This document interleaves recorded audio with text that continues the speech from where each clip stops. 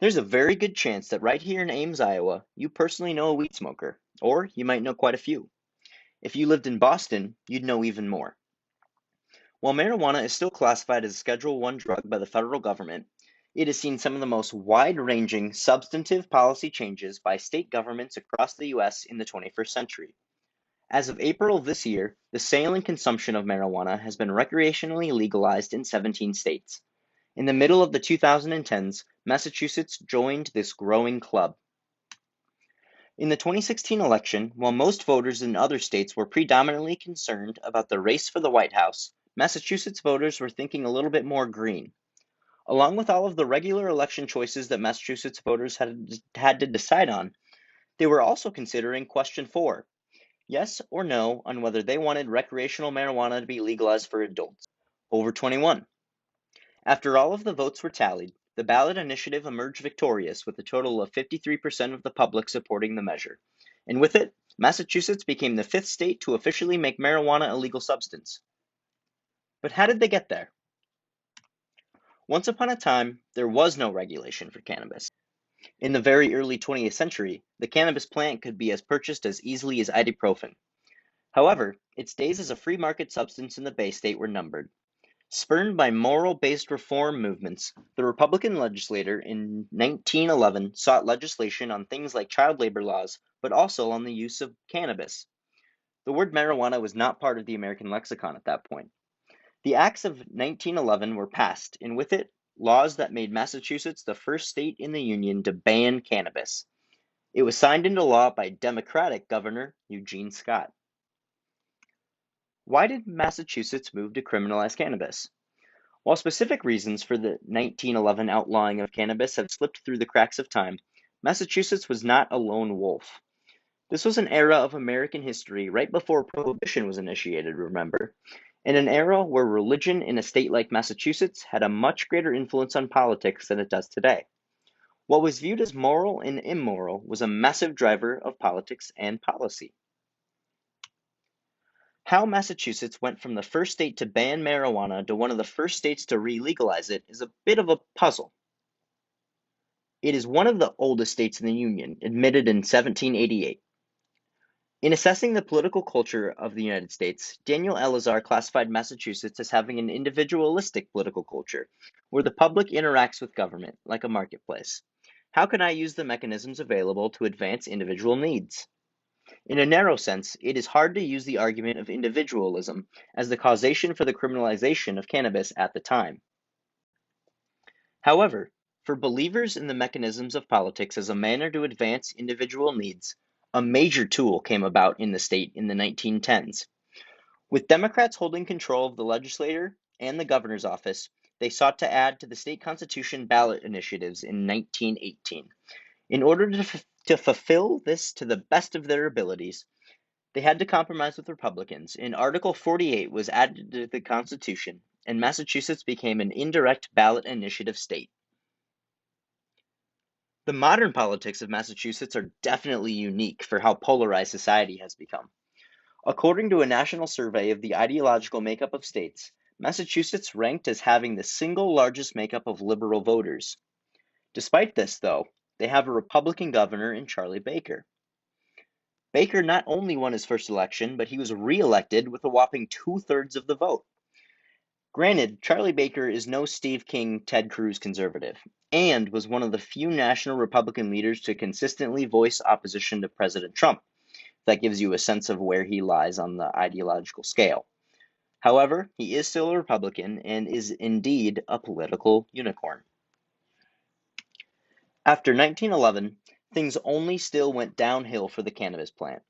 In 1937, the United States virtually halted all trade of it when the Marijuana Tax Act of 1937 was signed into law by FDR.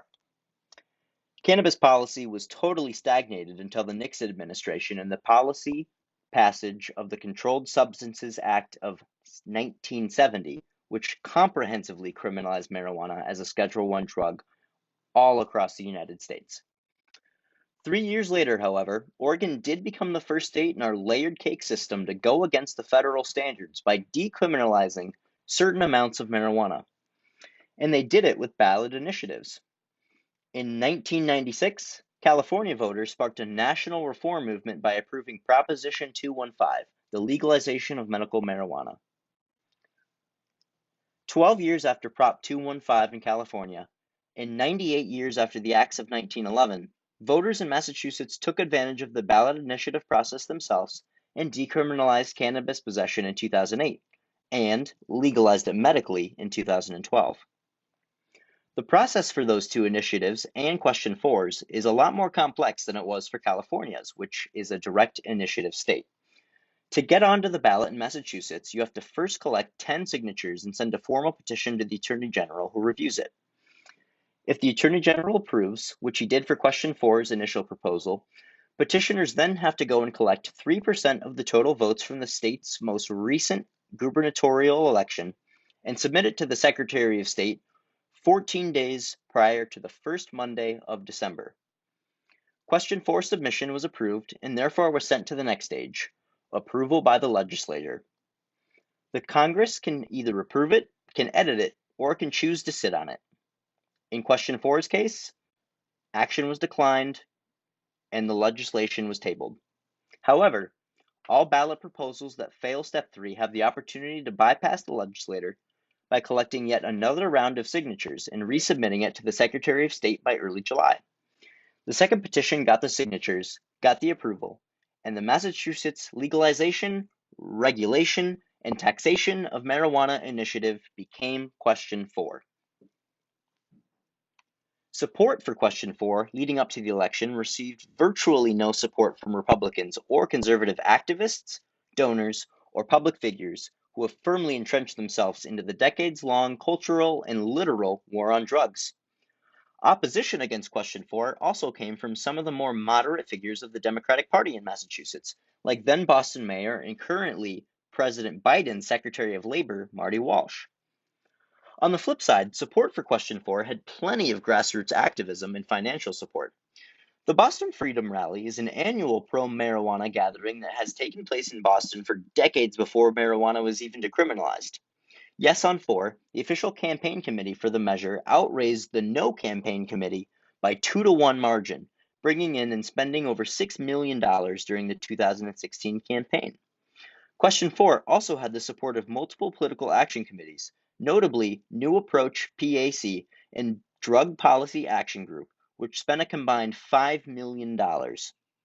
Question 4 also benefited from national interest groups with institutional support like the ACLU and NORML, which is one of the two major cannabis interest groups in this nation.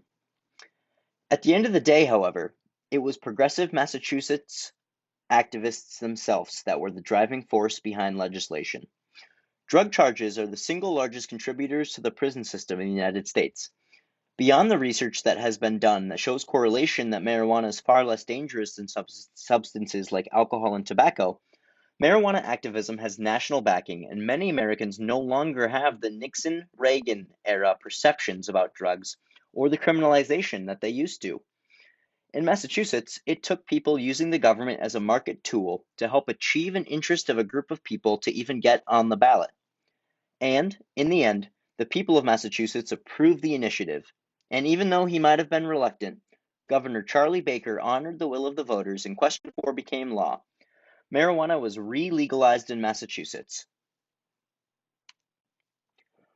Across a period of transition stages to full legality, marijuana possession officially became legal in Massachusetts first, and then, eventually, recreational shops opened up their doors. Now in Massachusetts, an adult over 21 can possess a whopping 10 ounces of marijuana, which is a lot to say the least. Cannabis commerce in Massachusetts is regulated by their Cannabis Control Commission. Unlike most other states with commercial marijuana sales, Massachusetts' tax rate on marijuana is comparatively very low, at 17 to 20%. The state of Washington has a tax rate of 47%. In the first year of business, 9.1 million sales of recreational marijuana products were tallied in dispensaries across the state for a total of nearly $400 million worth of sales. Massachusetts doesn't release its actual marijuana tax incomes, however, so it's estimated that in year one, the state would have brought in a cool 75 mil. The history of marijuana policy in Massachusetts has been influenced by both major parties at one time or another. And frankly, if Massachusetts was not a ballot initiative state, I believe it remains unlikely that they would have been one of the first states to hop on the recreational marijuana train. Whether you love marijuana or think it's the devil's lettuce, in Massachusetts, the green Mary Jane plant is there to stay. This has been a TED Talk presentation.